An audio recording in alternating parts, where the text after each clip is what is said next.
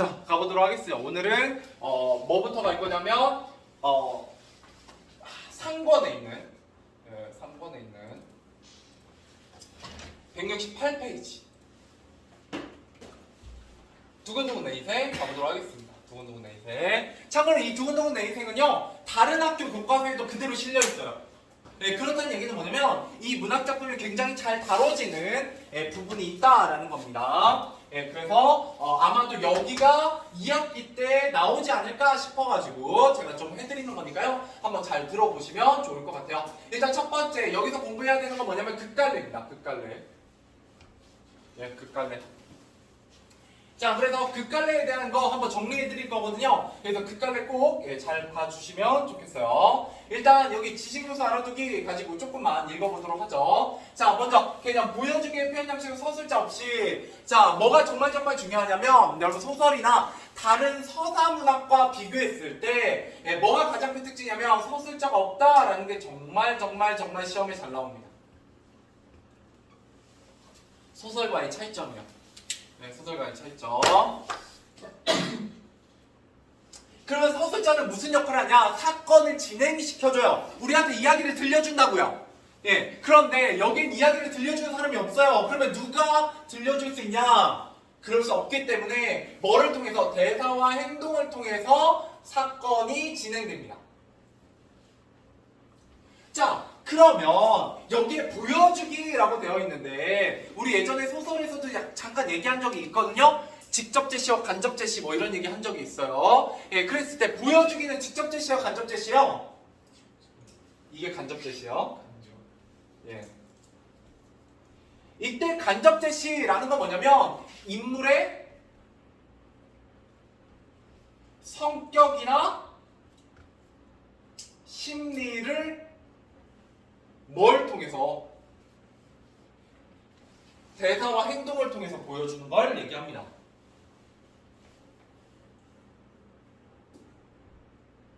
그러니까 이 아이는 착해요. 이 아이는 뭐 성실해요. 이렇게 얘기하는 건 직접 제시고요.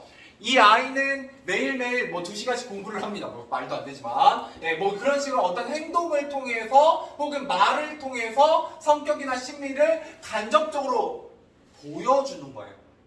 이해되세요? 네. 그러면 원래는 서술자가 있어서 직접 서술자가 얘기하게 되면 보통은 여기에 이제 예외로 하나만 더 쓰죠.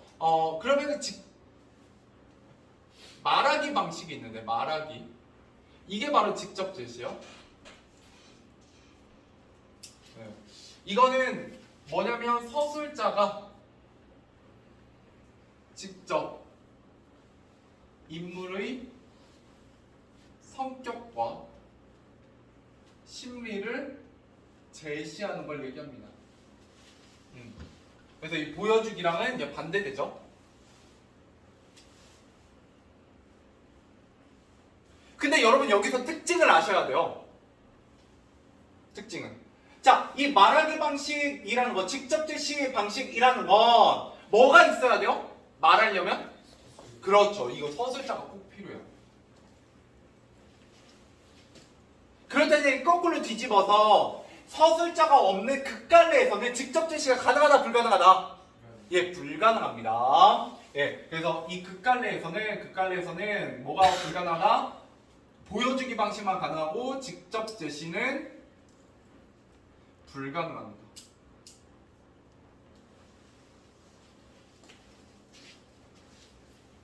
예, 직접 제시는 불가능하다 이렇게 보시면 되겠고요. 자, 그럼 다음 특성에 보면 종합예술이요 연기 같은 걸 하기 때문에 음향이나 혹은 배경 같은 것도 제시돼야 되는 대본이고요. 그 다음에 사건을 중심으로 사건의 내용이 전개되면 그 사건을 현장으로 보여준다. 자, 사건은 똑같이 있어요. 이거 좀 이따 정리해 드릴 거예요. 그냥 동그라미 치고 넘어갈게요 일단. 그 다음에 여러분은 이 부분 시험에 잘 나옵니다. 뭐냐?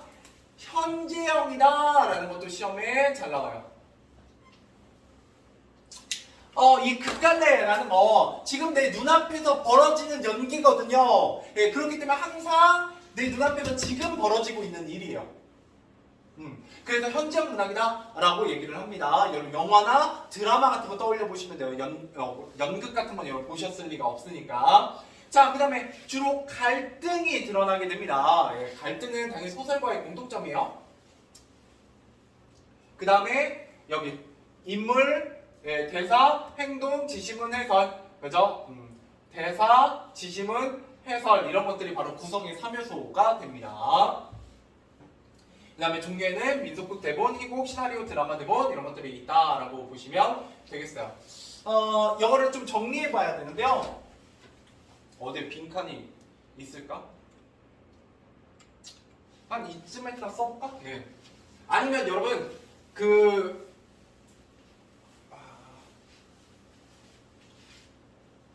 없겠다. 네, 아무튼 잘 써보세요. 여기에다가 한번 잘 써보도록 하죠. 일단은 저는 그냥 쓸게요. 네. 일단 보고 쓰세요. 얘는 좀 중요하거든요. 여러분들 결국 이 극갈래가 시험에 나오면 여기서 무조건 한 문제 출제된다고 보시면 돼요. 이 표에서. 그래서 이 표 그냥 보시고 그 다음에 적어보시면 좋겠습니다. 예, 실제로 이거 할 때는 제가 동시에 쓰지 말라고요. 자, 뭐를 비교해 볼 거냐? 소설. 네. 그 다음에 이 소설을 우리가 뭐라고 부르냐면 서사갈래라고 불러요. 그 다음에 여기에 극갈래가 있습니다. 극갈래. 극갈래 안에는 시나리오와 희곡이 있어요. 됐죠? 예, 이거 이제 표로 만들 거예요. 자, 그러면 소설과 시나리오, 희곡에 뭐가 있다? 공통점이 있겠죠? 그죠? 공통점이 있어요. 야, 그러면 공통점 첫 번째 뭐가 있냐? 얘네들은 다 갈등을 중심으로 사건이 전개됩니다. 갈등을 중심으로. 그래서 항상 이야기라는 건 갈등이 등장하게 되고요. 갈등이 등장하게 되고, 그 다음에 전체적으로 얘네들은 다 진짜 이야기야, 가짜 이야기요? 가짜 이야기야. 우리 그걸 뭐라고 부른다? 무슨 성? 허구성이라고 해요. 그죠? 허구성. 예, 그래서 크게 공통점이 이렇게 두 가지가 돼요. 갈등을 중심으로 사건이 전개되는 가짜 이야기다. 뭐 여기다 조금만 더 추가하면 뭐 개연적인, 예, 그죠? 예, 우연히 사건이 일어나지 않고 개연적으로 좀 사건이 진행되는 부분이 있다. 뭐 이런 얘기들을 추가할 수는 있지만 크게 시험에 잘 나오진 않고요. 그러면 당연히 지금 딱 폼을 보니까 뭐 얘기하려고 하는 거예요? 소설, 시나리오, 희곡의 예, 차이점이 시험에 나옵니다. 자, 일단 차이점입니다. 차이점 조금 많아요. 자, 일단 제일 중요한 거 소설과 예, 시나리오, 희곡의 공통점과 차이점입니다. 얘는 일단 뭐가 있다? 서술자가 존재해요. 그죠? 서술자가 존재하다 보니까 어떤 특징을 갖게 되냐면 직접 제시 가능하다, 불가능하다? 예, 가능합니다. 예, 가능할 가짜예요. 자, 그 다음에 간접 제시, 보여주기 방식도 가능하다, 불가능하다? 가능해요. 그죠? 예, 근데 여기에는 뭐가 없어요? 서술자가 없어요. 그럼 뭐만 가능하다? 간접 제시만 가능해요. 라는 게 특징이죠. 자, 그러면 이 서술자는 뭐의 역할을 하냐? 이 서술자는 서술자가 사건을 진행시켜요. 근데 여기 시나리오와 희곡에서는 아까 제가 얘기했죠. 뭘 통해서 사건이 진행된다? 대사와 행동을 통해서 사건이 진행됩니다. 이런 차이가 있어요. 자, 그 다음에 소설 같은 경우는 어떤 시간의 흐름이 되게 자유로워요. 예, 여기에는 시간이 뭐 과거로 갔다가 미래로 갔다가 뭐 현재였다가 막 이런 게 가능하다고요. 그래서 어떤 시간의 흐름이 자유롭다면 예, 그에 비해서 시나리오와 희곡은 어떤 특징을 갖고 있냐면 시간의 흐름이 자유롭지 않아요. 항상 언제 벌어지고 있어야 돼요? 현재형이야. 현재형 문학이다 이렇게 얘기를 하게 됩니다. 자, 그리고 소설 같은 경우는 보통 구성의 3요소가 있어요. 자, 소설은 뭘로 이루어져 있어요? 세 가지. 그렇죠. 인물, 사건, 배경. 이거는 뭐 시험하고 직접 관련 없는데. 그러면 극간의 같은 경우는 어떻게 이루어져 있어요? 대사, 지시문, 해설. 이렇게 이루어져 있어요. 좀 달라요. 자, 그 다음에 구성 단계. 여기다 쓸까? 구성 단계. 자, 구성 단계. 소설은 갈등의 정도에 따라 5단계로 나뉘게 됩니다. 어떻게?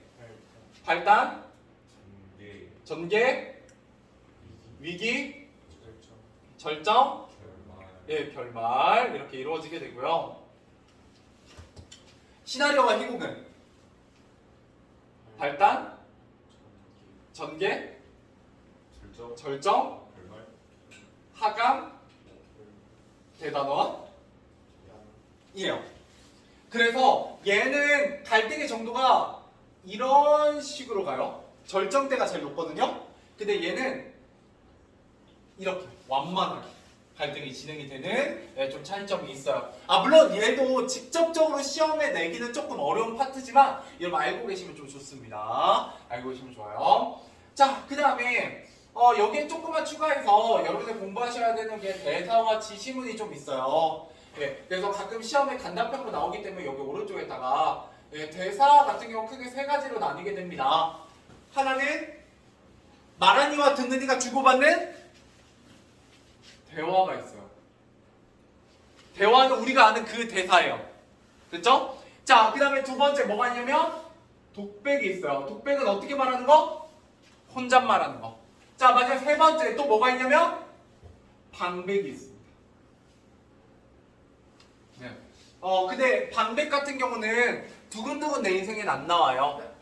그런데 원래는 잘 다루는 부분이다. 방백은 뭐냐면 다른 인물에게는 들리지 않고 그렇죠. 네, 관객에게만 들리는 대사. 약속이야. 이런 개그에서 많이 나오잖아. 그죠? 옆에 있는 개그맨들 못 들어. 근데 관객들하고만 막 소통하는 대사들 있죠? 예, 그런 걸 우리가 방백이라고 불러요. 예, 이런 것들 나오고요. 그 다음에 두 번째, 지시문.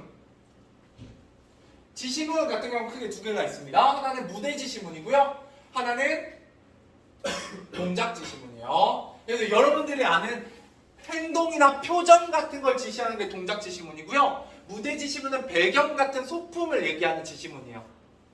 이해되시나요? 예, 그냥 뭐 이 정도로만 알고 계시면 되고요. 그냥 마지막 해설.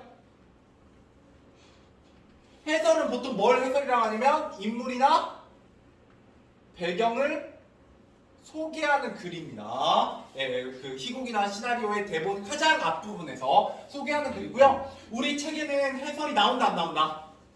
안 나와요. 근데 혹시 이런 개념에서도 가끔 갑자기 뜬금없이 교과서 외적으로 나오기도 하기 때문에 좀 알려드리고 넘어가 보도록 하죠. 자, 이러고 나면 소설과 시나리오와 희곡이라고 했을 때 우린 지금 뭐를 공부하고 있냐면 시나리오 공부하고 있거든요. 이 두근두근 내 인생이 시나리오이기 때문에 시나리오의 특징을 하나 아셔야 돼요. 시나리오의 특징은 뭐가 있냐라고 했을 때 특수 촬영 용어가 쓰입니다. 왜냐면 카메라로 촬영하기 때문에 뭐가 쓰인다? 특수 촬영 용어. 여러분 들으면 알아요. NG. 그죠? 뭐 인서트, 몽타주, 커트, 클로즈업, 페이드 인, 페이드 아웃 뭐 이런 것들. 클로즈업 막 이런 거 들어봤죠? 이런 것들이 바로 특수 촬영 용어고요. 이런 건 다른 거에 쓰이지 않아요. 시나리오에서만 쓰이는 부분입니다. 이렇게 보시면 되고 이거는 나중에 나오면 제가 한번 설명해 드릴 거예요. 본문에서. 그 다음에 마지막으로 한 2개 정도만 하고 마무리할게요. 자, 소설 같은 경우는 특별히 기본 단위가 없지만 기본 단위. 자, 시나리오에는 기본 단위가 있어요. 기본 단위를 뭐라고 하냐면 씬 넘버라고 해서 장면이라고 합니다. 예, 장면. 예, 앞으로 있다 보면 장면, 씬 넘버 뭐 100일 뭐 이런 식으로 나올 거예요. 자, 그 다음에 희곡 같은 경우 뭘로 이루어져 있어요? 막과 장으로 이루어져 있습니다. 막과 장. 예, 그래서 이런 차이점, 이거 가끔 이렇게 바꿔놓는 경우 있어요. 희곡하고. 자, 그 다음 마지막. 자, 마지막. 예, 마지막 정말 중요한 거 뭐가 있냐.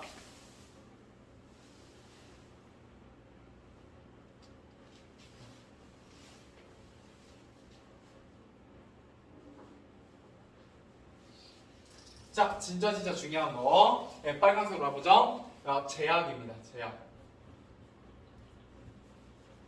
네, 제약. 자, 제약이란 뭐냐? 크게 우리 제약에 세 가지가 나와요. 등장 인물의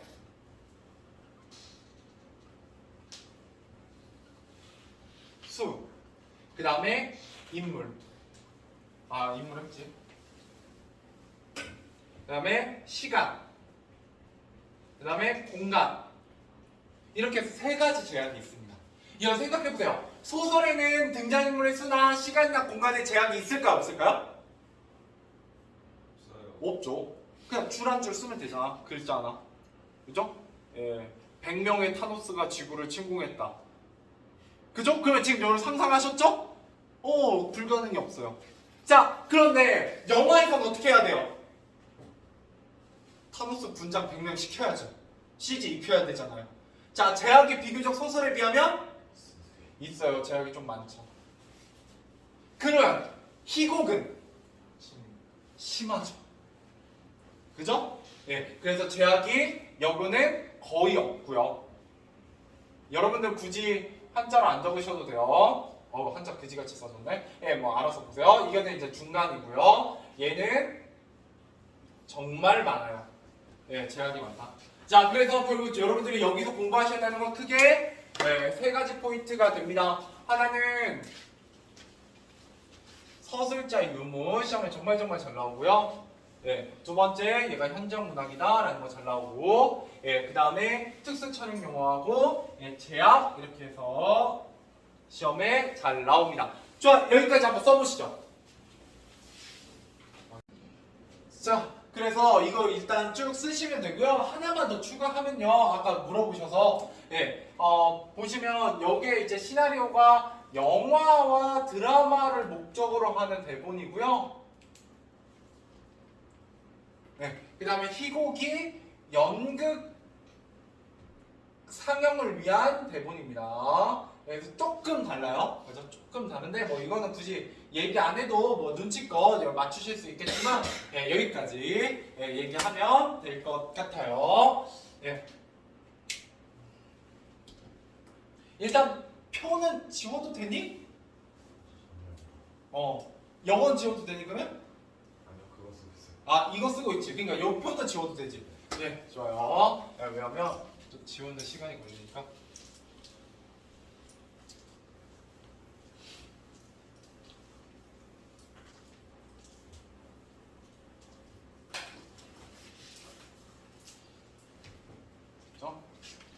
그러고 나면 170페이지로 넘어가 보도록 하겠습니다. 오늘 본문 내용만 쭉 하고요.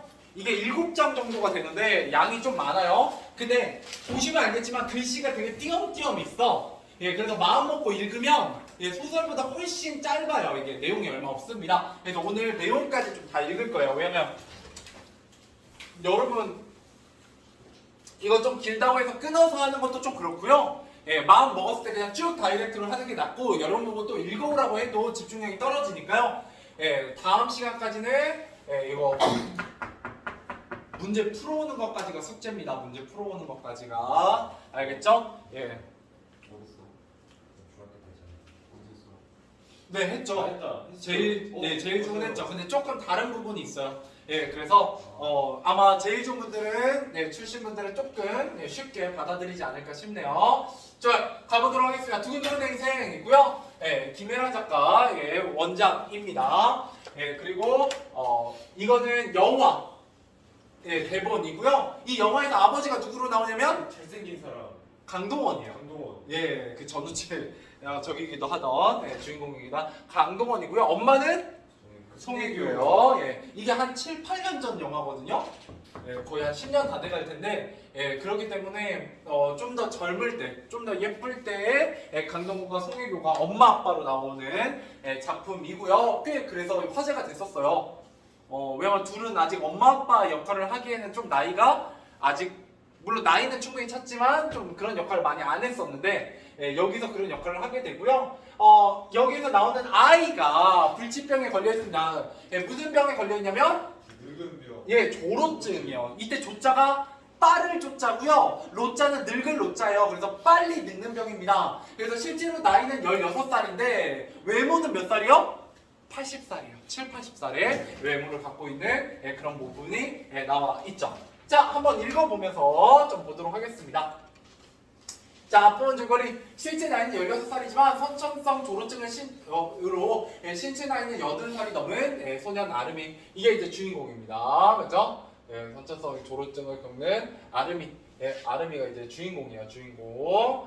자, 그래서 이제 33살이 된 젊은 부모 대수와 미라. 이틀은 함께하는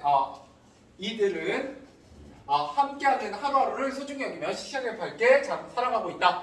대수는 택시 운전을 하고 미라는 세탁 공장에 나가서 열심히 일하지만 각종 노인성 질환으로 고통받는 아름이의 치료비를 내기에 턱없이 부족하다. 이들은 아름이의 치료비를 마련하려고 이게 이제 주요 사건입니다. 자, 아름이의 치료비를 마련하려고 아름이의 사연을 소개하는 텔레비전 방송에 출연한다. 그러니까 기부해달라고 그런 기부 프로그램에 다큐멘터리 같은 거에 나가게 됩니다. 자, 그러고 나서 아름이는 굉장히 어떤 인물이 됐겠어요? 여러 사람들이 알아보는 사람이 됩니다. 근데 아름이는 사춘기거든요. 뭐에 신경을 많이 쓰는 나이예요? 외모. 그래서 다른 사람이 쳐다보는 시선에 굉장히 신경을 많이 쓰는 나이인데요. 본인의 모습이 80살이기 때문에 다른 사람의 시선을 좋아한다, 안 좋아한다? 안 좋아하죠. 근데 TV에 나왔으니까 당연히 알아보게 된다고요. 그래서 그런 장면입니다. 자, 병원 앞 거리 오후입니다. 자, 여기 뭐가 나왔어요? 장면번호 나와있죠? 그죠? 장면번호. 보통 장면번호는 어떨 때 변하게 되냐면요. 같은 장소면 보통 하나의 장면번호를 부여해요. 그럼 장소가 이동되면 다음 장면으로 바뀌겠죠. 그죠? 그렇게 구분을 하시면 됩니다. 그래서 여기에 뭐가 써있어요? 공간이 제시되죠? 시간하고. 그죠? 그래서 항상 장면번호 옆에는 공간과 시간이 같이 제시되게 되어 있습니다. 왜냐? 공간이 바뀌면 장면번호가 바뀌기 때문이죠. 자, 계속해서 가보도록 하죠. 모자, 선글라스. 얘도 시험에 나온 적 있습니다. 다른 학교에서. 자, 모자, 선글라스는 아름이가 다른 사람들의 시선을 의식함을 보여주는 소재입니다. 그래서 자신의 어떤 그런 외모 때문에 다른 사람에게 그 모습을 보이기 싫어서 사용하는 소재가 바로 모자와 선글라스예요. 그래서 모자와 선글라스가 되게 쉬워 보이지만 시험에 기출된 적이 딱 한 번 있습니다. 딱 한 번. 물론 잘 안 나오겠죠? 자, 계속 가보죠. 그래서 가려서도 드러난 아름이의 병생. 사람들이 미러 아름이를 호기심 어린 눈빛으로 또는 동정 어린 눈빛으로 힐끝낸다라는 거예요. 자, 이런 부분을 통해서 우리와 다른 모습을 갖고 있는 사회적 약자를 바라보는 시선. 그죠? 여기서 사회적 약자라고도 하고요. 뭐 장애인이라고도 하고요. 혹은 우리와 다른 모습을 지닌 누군가를 얘기하는데 약자를 바라보는 사회의 혹은 공동체의 어떤 시선에 대한 문제제기입니다. 우리는 우리와 다른 모습을 갖고 있는 사람들을 인정한다 못한다? 잘 못하죠. 그런 점을 보여주기 위해서 이 작품이 실려있는 것도 있어요. 자, 미라의 눈치를 보며 손을 잡아끄는 아름이. 하지만 생명이 잠긴 미라는 빨리 걸을 생각이 전혀 없어 보인다. 빨리 좀 가. 사람들 쳐다보잖아. 대수롭지 않은 듯이. 내가 너무 이쁜가 보지 뭐. 손을 잡아끄는데 따라오지 않자 짜증을 내며. 엄마 창피하지 않아? 뭐가? 자, 태어난 미라가 짜증나 손을 놔버리는 아름이. 미라 앞장서가는 아름이의 배낭을 잡아챈다. 뭐가 창피한데 뭐가? 예, 아름이 굉장히 어떤 성격을 가지고 있는 인물이냐면 당당해요. 예, 여장부고요. 예, 그래서 자존감도 높고요. 예, 그러니까 아름이가 이렇게 나오는 것을 굉장히 어떻게 생각한다는 거예요? 속상하게 생각한다는 거죠. 자, 그래서 아름이 자 뒷담이 놓으랴 사람들 시선에 모자 눌러쓰랴 정신이 없는 채로 왜 그래 진짜 넌 아픈 애야 아픈 애가 왜 자꾸 딴 데 신경 써 사람들이 보고 말고 병원비가 있건 없건 애처럼 울어 아프면 울고 때려쓰란 말이야 그냥 애처럼 이 장면 중에서 아름이가 어떤 인물이란 걸 알 수 있냐면 애는근요 좀 일찍 철이 들었다라는 걸 알 수가 있습니다. 애처럼 안 보이니까 그렇지 선글라스 벗기며 연예인도 아니면서 이런 걸 쓰고 다니니까 사람들이 쳐다보지. 예, 가슴이 넉넉한 미라 고개를 돌려 한숨을 내쉰다. 예, 괴담을 꺼내서 오도고도 못한 아름이는 땅만 발로 쳤다. 자 미라 아름아 우리 이게 몇 년 다녀서 정확하게 셈해보며 13년 지금 아름이가 몇 살이요? 16살이요. 그러니까 3살 4살 때부터 병원 다닌 거죠. 자 그래 막내 wen장처럼 네 나이에 포경수술 하나 하면서도 울고불고 난리를 부렸어. 그런데 넌 그것보다 더한 검사도 받고 위기도 수없이 넘겼잖아. 응 그거 아무나 할 수 없는 거다. 넌 정말 대단한 일을 해내고 있는 거야. 그러니까 당당하게 보란듯이 걸어도 돼. 알았지? 응 가자. 예, 아름이의 손을 잡는 미라. 예, 사람들의 시선에 아름을 찾지 않고 당당히 걷는다. 자 이걸 통해서 예, 인물의 성격을 드러내요. 그죠? 예, 당당한 미라의 모습, 엄마의 모습과 예, 다른 사람의 시선을 신경 쓰는 아름이의 모습을 드러냅니다. 자, 그 다음 두 번째 장면입니다. 예, 샷 넘버 17 아름이의 방입니다. 아빠의 과거를 생각하며 글을 쓰던 아름이 갑자기 얼굴이 일그러진다. 밀려오는 심장의 통증, 예, 대수가 눈치챌까봐 예, 힘겹게 걸어가 방문을 닫고는 약통에서 예, 진통제를 꺼내먹고 진정하려 한다. 식은땀이 흐르고 그렇게 괴로워하다가 예, 약에 취해 구부린 채 껌으로 잠이 드는 아름이. 커트! 여러분 시험에 잘 나옵니다. 자, 커트는 특수 촬영 용어 기법이에요. 촬영 용어 기법입니다. 촬영 용어. 자, 여기서 여러분들이 기억하셔야 되는 건 크게 두 가지 키워드예요. 커트란 뭐냐? 좀 편하게 얘기해보면 시간의 경과를 보여주는 장면 전환 기법입니다. 네, 이거 외우세요. 외우시면 좋습니다. 시간의 경과를 보여주는 장면 전환 기법 이렇게 해서 두 가지 키워드로 예, 외우시면 좋아요. 예, 그래서 커트입니다. 커트. 시험에 자주 나와요. 촬영용. 이건 한 문제는 거의 잘 나옵니다. 자, 그래서 바닥에 엎드린 채로 예, 다음 페이지예요. 예, 다음 페이지 첫 부분입니다. 자, 엎드린 채 잡는 아름이의 주름지 손가락이 보인다. 이건 좀 쓰세요. 자, 그래서 어느새 발그스를 희미해진 햇살이 작은 창으로 예, 길게 스며들고 있다. 그대 띵 전정편 수신 알리는 소리 잠에서 깨는 아름이 접속해보면 편지함에 편지 한 통이 와있다. 예, 보낸 사람은 예, 이름은 이서아 제목은 아름이에게. 아름이 고개를 갸웃거리며 편지를 열어보면 예, 편지 내용이 화면에 채워진다. 이게 이제 편지 내용이죠. 이거 이미 두근두근 내 인생을 아시는 제이중 분들은 기억나실 거예요. 그 동갑내기 소녀가 편지를 보내고 아름이는 그 소녀에게 좋아하는 감정을 느끼게 돼요. 이제 그 여자입니다. 자, 안녕. 나는 이서아라고 해. 16살. 너랑 같은 나이야. 네 전자우편 주소는 방송을 통해 겨우 받아냈어. 아마 나도 아픈 아이란 걸 알고 알려준 것 같아. 방송을 본 후 너와 친구가 될 수 있을 것 같다는 생각이 들었어. 물론 아름이 너만큼은 아니지만 1분이 영원처럼 느껴질 시간에 대해 나도 조금은 알고 있거든. 행운을 빌어. 예, 1분이 영원처럼 느껴질 시간. 이거 무슨 시간이겠어요? 매우 고통스러운 시간. 그렇죠. 방금 그 심장을 부여잡고 가서 약통에서 약 먹었잖아요. 그러니까 여러분 고통을 느끼면 시간이 되게 천천히 갑니다. 예, 천천히 가요. 막 너무 아파갖고 한참 있는 줄 알았는데 한 2분밖에 안 가 있고, 그죠? 뭐 그런 경험 해본 적 있죠? 그런 걸 의미해요. 됐죠? 이거 지우도록 할게요 이제. 자, 이서아 두근두근 갑자기 가슴이 뛰고 목이 바짝바짝하면서 온몸에 열기가 느껴지는 아름이. 자, 넘어가도록 하죠. 그 다음 장면입니다. 아름이 밤 집 앞 두 골목길 나한테도 밤 자, 귀여운 말투로 안녕. 난 이서아라고 해. 너랑 같은 나이야. 환청으로 아름이의 귓가에 자꾸만 반복되는 서아의 목소리. 아름이 책상 앞에 앉아있지만 집중이 되질 않는다. 그렇게 날이 바뀌어도 떠나질 않는 환청. 커트 또 시간이 경과했어요. 침대에 누워있는 아름이 밤이 되어도 귓가에서 떠나질 않는 서아의 목소리. 이미 서아 뭐에 빠졌다? 사랑에 빠졌죠. 그죠? 서아 소리. 농염한 말투. 이제는 환청이 농염한 말투도 사용해요. 그쵸? 자, 안녕. 나는 이서아라고 해. 너랑 같은 나이야. 침대에서 벌떡 일어난 아름이 눈 밑에 눈근을 다크서클이 내려와서 좀처럼 잠이 올 것 같지 않다. 기억. 집 앞에 골목길을 아름이 계속해서 귓가에 맴도는 목소리 이렇게 되어 있네요. 자, 이거 뭐가 될까요? 이 기억에 뭐가 들어가야 어울릴까요?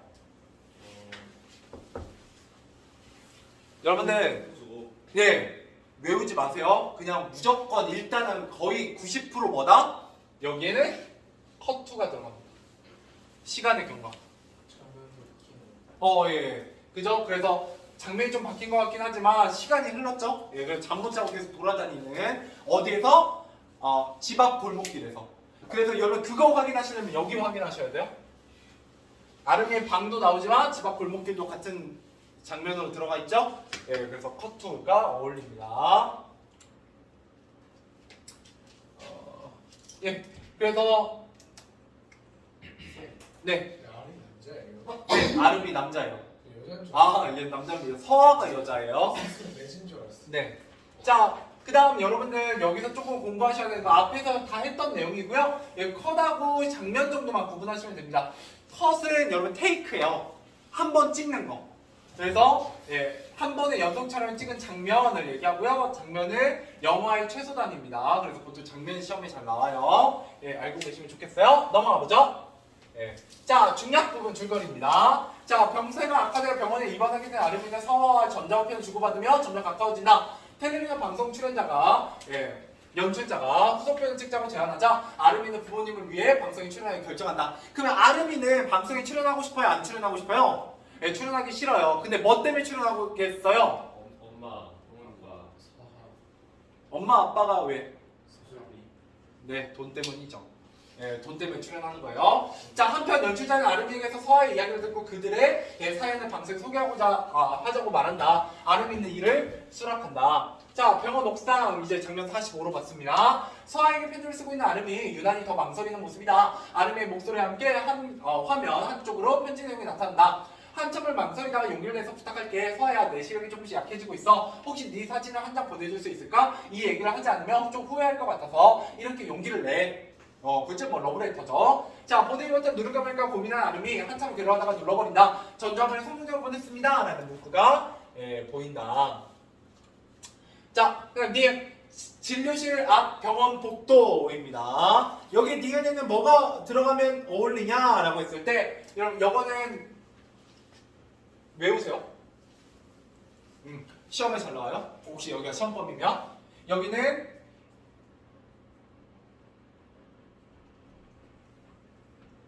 인설트입니다. 인설트. 여러분 인설트 키보드에 있어요. 그게 무슨 뜻이야? 삽입하다. 그렇죠. 삽입하다라는 뜻이거든요. 그래서 장면과 장면 사이에 다른 장면을 끼웠는데 다른 장면을 삽입하는 거예요. 중간에. 그럼 인설트입니다. 그냥 이렇게 외우세요. 여기 주치에 나오는 장면에서 뭐가 쓰인다? 인설트. 나머지는 다 뭐다? 컷투. 이렇게 외우시면 됩니다. 그냥. 알겠죠? 이거는 뭐 너무 복잡하게 생각하지 마시고 이 주치에 나오면 자, 그래서 진료실 앞 병원 복도 의자에 차분히 앉아있는 아름이 진료실에 앉은 미라와 주치의 표정이 어둡다. 안과에서 아름이 눈에 대한 소견을 받았습니다. 아름이 어머니, 아름이가 계속 이렇게 책이나 컴퓨터를 보면 실명을 주치의 설명에 점점 굳어지는 미라의 얼굴. 자, 아름이의 병실. 방금 한 장면이 이제 삽입된 거죠? 왜? 그 전에 편지에서 뭐라고 했습니까? 점점 내 눈이 안 보이고 있어 라고 하고 그거에 대한 설명이었죠. 자, 그 다음 장면 넘어와서 혼자 잠들지 못하고 기력이 없는 모습으로 이리저리 뒤척이는 아름이 옆 간이침대에는 미라가 잠들어 있다. 아름이 결국 일어나자 베개 밑에서 태블릿 PC를 꺼내는데 여자의 전자우편 편지함에 새 편지는 영통. 그 모습이 반복된다. 커트. 승관처럼 전자우편으로 새로운 집을 딸깍하던 아름이 드디어 전자우편 수신을 알리는 소리. 아름이 기억. 이때 기억은 뭐가 어울려요? 벌떡 일어났다. 그죠. 벌떡 일어나죠. 드디어 내가 기다리던 편지 답장이 왔어요. 네, 사진 한 장 보내주지 않을래? 라고 얘기한 거죠. 그죠. 자, 그래요. 네, 사춘기니까요. 자, 그래서 서아의 편지나 떨리는 손으로 편지를 열어본다. 답장이 늦어 미안해. 사실 많이 고민했어 하진. 하지만 나만 네 얼굴을 아는 건 불공평하겠다 싶어. 난 네 부모님 얼굴까지 알고 있으니까 마음에 안 들지도 모르지만 한 장을 보내. 첫 번째 사진을 딸깍하는 아름이 사진을 화면 가득 지키워서 본다. 싱그러움이 느껴진 소녀의 손, 그리고 그 아래로 소녀의 그림자와 운동화 끄트머리, 소녀의 손과 그림자가 섞인 그 이미지 사진에서 차마 아픈 모습을 보여주고 싶지 않은 사춘기 소녀의 마음이 드러난다. 자, 사진에 손을 가만히 가져다 대보는 아름이, 사진 속 서아의 손과 아름이의 손이 포개어지고 맞잡은 것 같아지는 소녀와 소년의 손. 자, 이렇게 포개져요. 그죠? 자, 다음은 여기는 이제 뭐가 나오냐면 아름이의 상상입니다. 상상. 조금 이제 구분하셔야 돼요. 자, 사진으로 겹쳐진 두 손이 실제가 되어 맞잡은 손이 되고 손을 잡고 걷고 있는 소년과 소녀, 아름이와 서아의 뒷모습이다. 카메라가 점점 빠지면서 벚나무들의 무성한 모솔길을 걷고 있는 소년과 소녀의 뒷모습이 아련하다. 잔잔히 깔리는 음악이에요. 어떤 음악이 잘 어울리겠니? 라고 물어보게 됩니다. 그죠? 자, 여기서 오솔길을 걷고 있는 소년과 소녀에게 어울리는 음악은 뭐가 어울리겠어요? 잔잔하고 따뜻한. 그렇죠. 잔잔한 따뜻한 음악, 뭐 이런 것들. 이런 것들 좀 뻔한 문제 유형이잖아요. 물론 여러분 시험에는 안 나옵니다. 내용을 파악하는 데 쓰이는 거예요. 자, 계속 가보죠. 자, 오솔길을 걷는 두 사람, 아름이는 자신의 꿈속에 등장했던 16살 소년의 모습을 하고 있다. 라고 얘기하고 있어요. 건강한 자신의 모습이에요.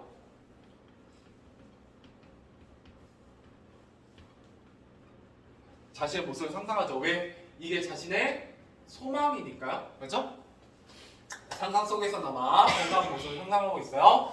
자, 그리고 아름이가 바라본 서아의 모습. 햇빛에 역광으로 비치는 음역에서 점점 윤곽이 또렷해지며 이 모습을 드러낸 서아. 청순한 얼굴의 한 소녀가 아름이를 향해 환하게 웃고 있다. 그때 살랑살랑 어디선가 불어보는 바람, 서아의 긴 머리카락이 바람에 크게 흩날린다. 청량한 서아의 웃음소리가 울려 퍼지고 그런 서아를 보며 미소 짓는 아름이. 아름이를 돌아보며 넌 언제 살고 싶어지니? 뭐? 아름이 넌 어떤 때가 가장 살고 싶어지냐고. 자, 이게 바로 이 시나리오의 주제입니다. 삶의 가치. 우리가 평범하게 보내는 이 하루하루가 바로 뭐라는 거예요? 이렇게 죽음을 앞두고 있는 친구한테는 굉장히 어떤 하루다? 귀중한 하루다라는 거죠. 뭐 이런 주제를 또 던지고 있어요. 자, 그래서 계속 가보도록 할게요. 51, 병원 옥상입니다. 자, 벤치에 앉은 아름이 태블릿 PC를 보고 있는데 편지 끝에 아름이 넌 어떤 때가 가장 살고 싶어지니? 라는 문장이 보인다. 미동도 않고 문장의 의미를 생각하던 아름이 답장 버튼을 누르고 펜슬을 쓰기 시작한다. 살고 싶어지는 때? 자, 별표 치세요. 시험에 나오는 두 번째 촬영 용어 기법이 나왔습니다. 몽타주. 여러분, 몽타주가 뭐예요? 범죄자. 맞아요. 여러 사진을 붙여갖고 하나 전체를 만드는 걸 몽타주라고 하죠. 그죠? 그래서 미술 기법이기도 하고 여러분 범인 얼굴을 만드는 기법이에요. 잘 보세요. 자, 몽타주. 따로따로 촬영한 화면을 적절하게 떼어붙여 하나의 긴밀하고도 새로운 장면이나 내용을 만드는 기법. 그죠? 따로따로 촬영한 기법을 하나로 만드는 걸 몽타주라고 한다라는 거예요. 이건 언제다? 살고 싶어지는 때에 대한 이야기. 됐죠? 자, 어떨 때 살고 싶어지냐? 여기 인서울 때 계속 쓰이죠? 자, 푸른 하늘에 뭉게뭉게 떠있는 하얀 구름. 자, 그 다음에 트램펄린 위에서 뛰어노는 아이들의 모습, 아이들의 즐거운 웃음소리. 이런 걸 볼 때, 이런 풍경을 보고 살고 싶어진다는 거죠. 자, 그다음 세 번째. 햇살 아래 빨랫줄에 걸려있는 베갯잎. 나란히 누워 그 향기를 맡고 있는 미라와 아름이. 그 다음에 동네 구멍가게 앞 텔레비전 연속골 보며 눈물을 훔치는 아저씨. 아름이가 나열하는 것들은 이미지가 아름답게 보인다라고 되어 있어요. 자, 그러면 이걸 통해서 뭘 알 수 있냐면 여기에다 써보죠. 아름이가 나열하는 것들이 바로 뭐예요? 소소한 일상이에요. 그냥 평범한 일상이죠. 그래서 이런 걸 통해서 살고 오히려 살고 싶다는 간절한 열망이 보입니다.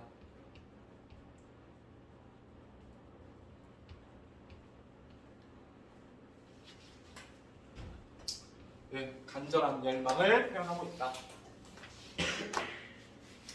이렇게 보시면 돼요. 자, 그래서 아름이 저녁 무렵 골목길에서 밥 먹으러 선주를 부르는 할머니의 소리가 울려 퍼질 때도, 여름날 엄마가 아빠 등골 해주며 찬물을 깨우는 걸 볼 때도 나는 살고 싶어져. 초승달일 땐 초저녁에 아빠와 함께 초록초록한 금성을 보면서도 반짝반짝 빛을 내며 야간 비행을 하는 비행기를 볼 때도 나는 살고 싶어지고 해. 서야, 너는 어때? 자, 아름이의 목소리 점점 작아지며 dissolve, 이것도 표시하셔야죠. 동그라미 치세요. dissolve. 자, 이것도 촬영용과 기법입니다. 자, 그러면 지금까지 뭐뭐 쓰였어요? cut, insert, 몽타주, dissolve. 알겠죠? 네, 많이 쓰이고 있어요. 그러면 insert 어디서 쓰였다고요? 주치의 나올 때, 주치의가 그 눈이 이제 곧 안 보일 수 있어요 라는 얘기 할 때 insert 쓰였고요. 몽타주 언제 쓰였어요? 살고 싶은 때에 대한 그 소소한 일상을 나타낼 때 그 상상하는 이미지 나올 때이고요. 맞아, dissolve. 목소리가 점점 작아지는 겁니다. 자, 그래서 한 화면이 사라짐과 동시에 다른 화면으로 점차 나타나는 촬영 장면 전환 기법이에요. 얘도. 그래서 이런 dissolve인지 cut인지 좀 잘 봐두셔야 돼요. 커트하고 디졸브 둘 다 장면 전환 기법인데, 커트는 시간의 경과, 같은 장면에서 장소에서 시간의 경과만 나타내고요. 디졸브는 하나의 장면이 사라지고 다른 장면으로 전환되는 걸 얘기합니다. 자, 그다음 넘어와서, 자, 중간 부분의 줄거리 2. 자, 서해의 편지가 뜨면지 아름이는 서하 걱정에 잠을 못 이룬다. 아름이는 병세가 점차 악화되어 육체적 정신적으로 힘들어한다. 그러다 어느 날 연출자와 미라의 대화를 우연히 듣게 된 아름이는 서하가 사실은 영화감독 지망생이고 시나리오를 쓰기 위해 16살 소녀를 가장하여 자신에게 전자우편 보낸 것을 알게 되어 큰 충격을 받는다. 그쵸? 그럼 얘는 진짜 여자애가 아니라 그죠? 수염이 거뭇거뭇한 네카마였다라는 걸 알게 되었다는 거죠. 그죠? 자, 이제 이러고 나면 어떻다는 거예요? 기분이 좋아요, 안 좋아요? 안 좋죠. 이제 반항합니다. 자, 어둠 속에서 요란한 훅감 들려오며 A. A가 뭐겠어? 자, 화면이 처음에 어둡다가 점차 밝아지는 촬영 기법. 점점 밝아진다, 페이드인입니다. 자, 그러면 5번째 나왔죠? 5번째. 여기 게임 얘기 나올 때 뭐 나온다? 페이드인. 점점 화면이 밝아지는 거 나오게 됩니다. 여러분, 촬영 기법은 개념하고 어디에서 나오는지 다 외워두셔야 돼요. 알겠죠? 여기는 시험 범위에 만약 포함되면 잘 나오는 부분입니다. 혹시 나중에 확정되면 다시 한번 설명을 해드릴게요. 자, 유엔이 당장 게임 속 세상, 아름이가 게임을 하고 있다. 그런 아름이를 걱정스레 바라보는 대수와 미라. 거친 말을 연발하는 아름이의 표정에 감정이랑 없어 보인다. 식판에 든 미라, 조심스레 아름이에게 다가간다. 이 장면이 좀 시험에 잘 나옵니다. 자, 밥 먹고 아직 이따 먹을게요. 약 먹을 시간 지났잖아. 금방 끝나요. 벌써 2시간째야. 그만하고 얼른 게임기를 뺏으려 한다. 내버려둬 좀. 자, 왜 이렇게 됐어요? 삶에 재미가 없죠. 내가 좋아하던 서아가, 그죠? 거뭇거뭇 수염 달린 지망생이라니. 그죠? 자, 게임기를 뺏기지 않으려고 하다가 식판을 치고만 아름이 식판이 요란한 소리를 내며 바닥을 뒹군다. 자, 그 소리에 복돌이되는 사람의 아름이의 병실을 힐끔 쳐다본다. 미라 주섬주섬 떨어진 음식을 정리하기 시작한다. 너 이게 뭐하는 짓이야? 미안한 마음에 도리어 화를 내며, 그러니까 이따 먹는다 했잖아요. 너 그거 안 내려놔? 점점점 게임만 멀쩡한다. 아빠 말 안 들려? 대수가 게임기를 뺏으려 하자. 왜 그래 진짜, 좀 내버려주세요. 뿌리치며, 낫지도 않는 걸 왜 자꾸 먹으래? 어차피 죽을 거. 엄마 아빠가 굉장히 충격받죠? 놀라 아무 말도 못한 채. 자, 본물 터지듯 말하며, 내가 지금까지 엄마 아빠 말 안 들은 적 있어요? 그냥 죽기 전에 내가 하고 싶은 거 좀 하겠다는데 게임기 흔들며, 내가 지금 하고 싶은 게 이거라고요. 왜 이까지 것도 못하게 해요? 내가 살면 얼마나 산다고? 라고 얘기하고 되고요. 이 부분이 바로 절정입니다. 갈등이 최고조에 이르는. 그래서 이 장면이 좀 잘 나오는 편이에요. 재밌죠? 자, 넘어가보죠. 자, 얼마 안 남았어요. 딱 2장 남았습니다. 자, 빨리 해보죠. 자, 병원 비상계다. 어디선가 들려오는 흐느낌. 아무도 없는 개선에 홀로 앉아 울고 있는 대수. 그의 넓은 등이 그의 꽉 쥔 주먹이 가느다랗게 떨리고 있다. 바닥에 대수의 눈물이 후두둑 떨어진다. 비상계나 문이 열리고 미라가 혼자 울고 있는 대수를 물끄러미 보다가 천천히 다가와 뒤에서 안아주며 대수의 눈에 얼굴을 천천히 포갠다. 미라의 눈에도 눈물이 한줄기 흐른다. 내색하지 않고 눈을 질끈 감는 미라. 자, 아름이의 병실 다음 날 오후입니다. 자, 침대에 누운 아름이 침대 끝에서 짐을 챙기고 있는 미라. 그 옆에 서 있는 대수. 미라 옷을 챙겨 입고 비난까지 다 챙겼음에도 발걸음이 쉽사리 떨어지지 않는다. 왜 그러냐? 자, 아름이 손을 잡으면 엄마 집에 좀 다녀올게. 잠깐 혼자 있을 수 있지? 심심하면 아빠 오늘 쉬러 갈까? 아니면 외삼촌이나 외숙모 중에 창쪽 바람을 고개 잡는다. 괜찮아요. 컷2 시간이 흘렀어요. 자, 침대에 걸터 앉은 대수와 누워있는 아름이 부자는 서먹한 채 말이 없다. 내실을 향해 가는 시계. 대수이 일 나가기 전에 인사는 해야 할 것 같아 아름이의 눈치를 본다. 근데 먼저 말을 거는 아름이. 아빠, 응? 아빠, 나 오늘 아빠랑 같이 다니면 안 돼? 하늘공원에 별 보러 가고 싶어. 대수 아름이를 안타깝게 본다. 자, 대수의 택시 저녁입니다. 두꺼운 옷을 챙겨입고 보조석에 앉은 아름이 모자도 눌렀었다. 대수는 운전을 하면서도 연신 걱정되는 얼굴로 아름이를 쳐다본다. 아름이 유리창에 기대서 밖을 바라본다. 유리창에 비친 아름이의 나이든 얼굴. 자, 이번에 또 뭐가 나왔냐? 6번째입니다. 내레이션. 얘도 여러분 촬영 기법이에요. 그래서 장면이 나타나지 않으면서도 장면의 진행에 따라 그 내용이나 줄거리를 장면에서 설명하는 기법입니다. 장면 밖에서 인설하는 일이요. 자, 그다음에 인설트 또 쓰였죠? 자, 다시 아름이의 병실입니다. 전자우편 창에서 누구세요라는 단 한 문장만 찍혀있다. 이내 누구세요를 탁탁 삭제하고 대신 안녕이라고 써놓는 아름이 누구한테 보내는 거예요? 서한테 보내는 거죠. 자, 하늘공원에 갔습니다.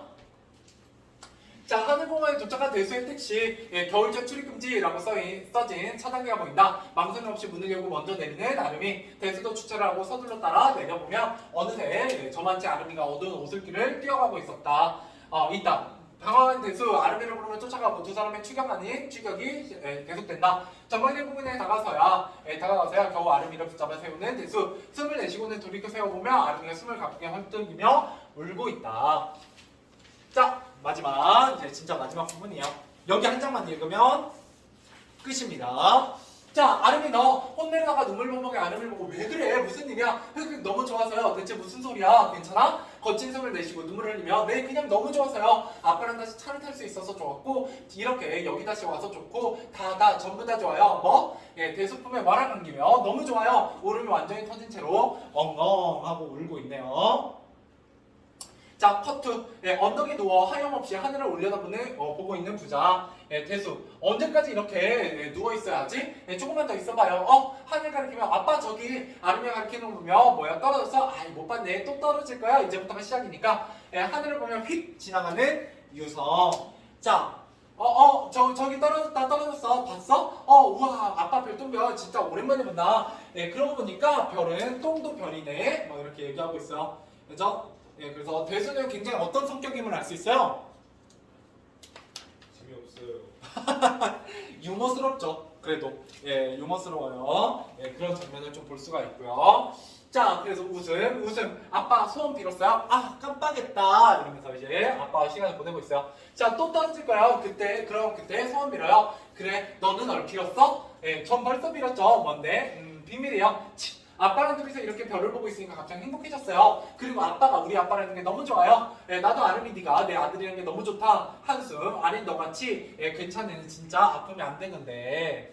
자, 그때 통증이 오는지 순간 눈을 감는 아름이 잠시 후 눈을 떠보며 아름이의 시점으로 주변 사람들이 흐려지기 시작한다. 밤하늘 나무들을 둘러보고 옆에 누운 대수를 돌아보는데 점점 어두워간다. 뭐가?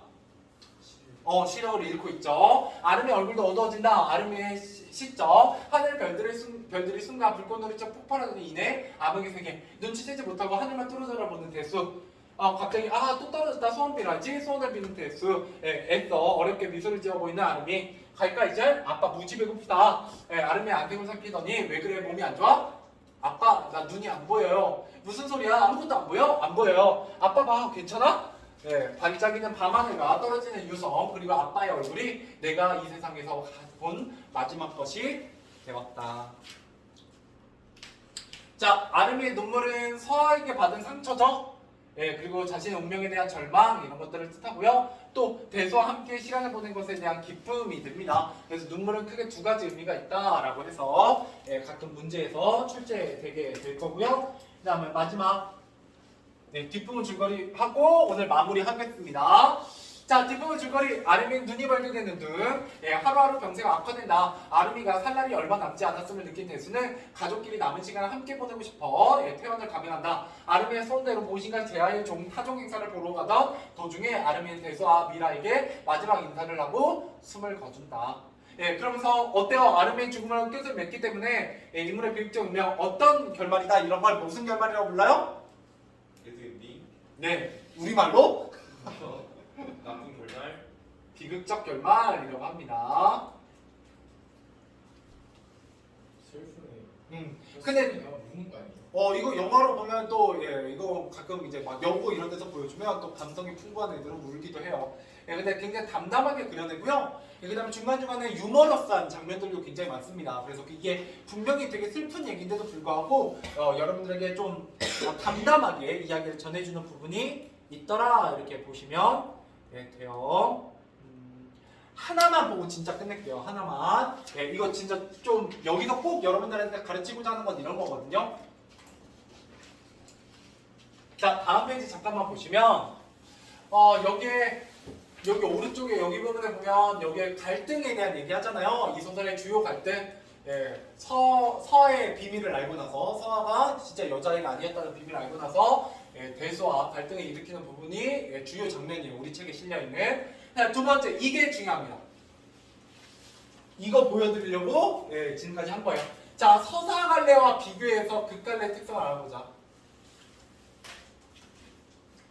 자, 그랬을 때 자, 원작 소설의 서술자인 나가 서의 편지 내용과 그 편지를 받았을 때 자신의 생각, 감정을 자세하게 서술하는 반면 자, 원래 소설에서는 이 서술자가 무슨 시점이에요? 1인칭 주인공 시점이거든요. 그죠? 예. 그랬는데 시나리오에서 서의 목소리가 환청으로 들리는 예, 장면으로 설정하고 예, 설레고 혼란스러워하는 아름이의 뭐를 통해서 모습을 통해서 행동을 통해서 표정을 통해서 감정과 심리를 전달하고 있습니다. 그죠? 예, 이런 차이점이 있어요. 그래서 극갈래와 서사갈래의 어떤 점이 비슷하고 어떤 점이 다르냐? 사건을 중심으로 내용이 전개된다는 점은 유사하지만 그죠? 서술자를 통해 사건을 전달하는 예, 서사갈래, 소설과 달리 극갈래는 대사와 행동 등의 사건을 예, 관객에게 직접 보여줘요. 어떻게 보여줘요? 현재형으로 보여준다. 네, 이런 얘기를 하게 됩니다. 지금 그러면 여러분들 글 쭉 진행하면서 추가 자료 이렇게 추가 자료 옆에 쭉쭉쭉 들어가 있는 게 다 뭐에 대한 얘기예요? 극갈래의 특징에 대한 얘기예요. 그러면 여러분 여기 포함되면 여러분들에게 뭐 가르치려고 하는 거라고요? 극갈래란 무엇인가? 극갈래만의 특징이 뭐니? 라는 걸 계속해서 가르치고자 한다는 걸 볼 수 있죠? 그래서 시험에는 이 부분이 꼭 한 문제 나옵니다. 만약 시험에 포함되면. 알죠? 오늘은 여기까지.